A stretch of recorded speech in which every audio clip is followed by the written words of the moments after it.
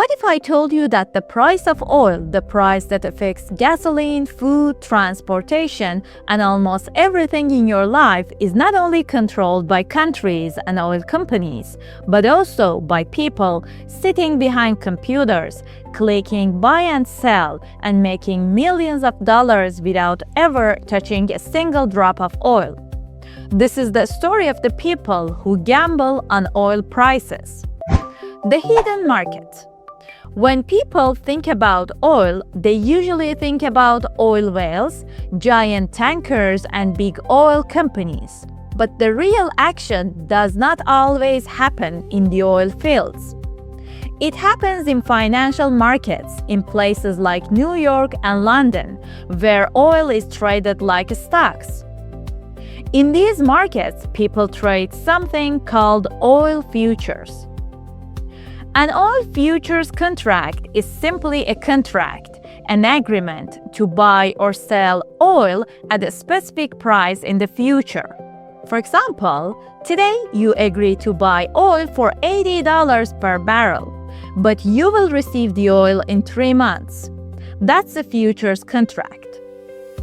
Why futures exist? Now you might ask, why would someone buy oil for the future? Imagine you own an airline company. Your airline needs a lot of fuel. If oil prices suddenly go up, your costs will explode and you may lose money. So, what do? You make a futures contract today to buy oil at a fixed price. This way, you protect yourself from future price increases. This is called hedging. Future contracts were originally created for this reason: protection, not gambling. But then everything changed. The speculators arrive. After some time, a new group of people entered the market. They were not airline companies. They were not oil companies. They were traders, investors, and big financial institutions. They came for one reason only: to make money.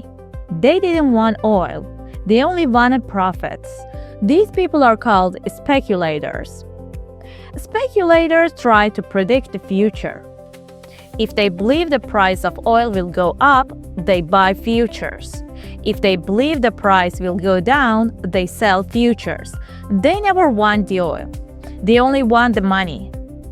How they make money? Let's say oil is $80 today.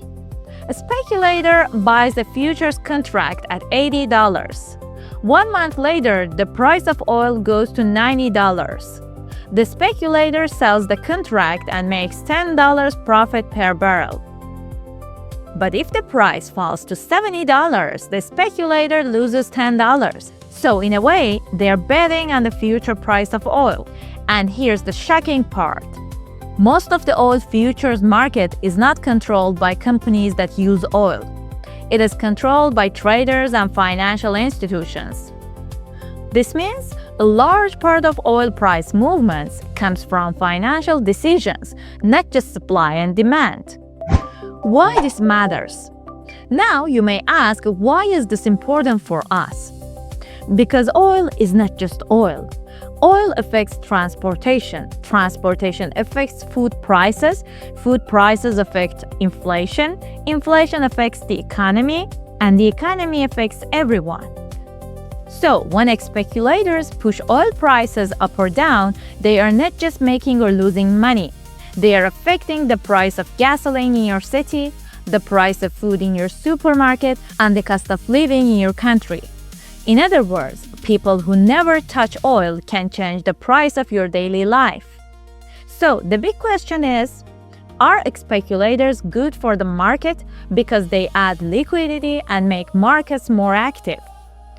Or are they dangerous because they can create big price swings and instability?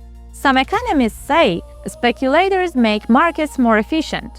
Others say they turn essential resources like oil into a casino. So, is the oil market a market or a casino? Next time you hear that oil prices are going up or down, remember this. Somewhere in the world, Someone is sitting in front of a computer, looking at charts, clicking buy or sell, and in a few seconds, they can make or lose millions of dollars. And at the same time, they might be changing the price of gasoline in your city. This is the hidden world of oil trading. This is the world of oil speculators.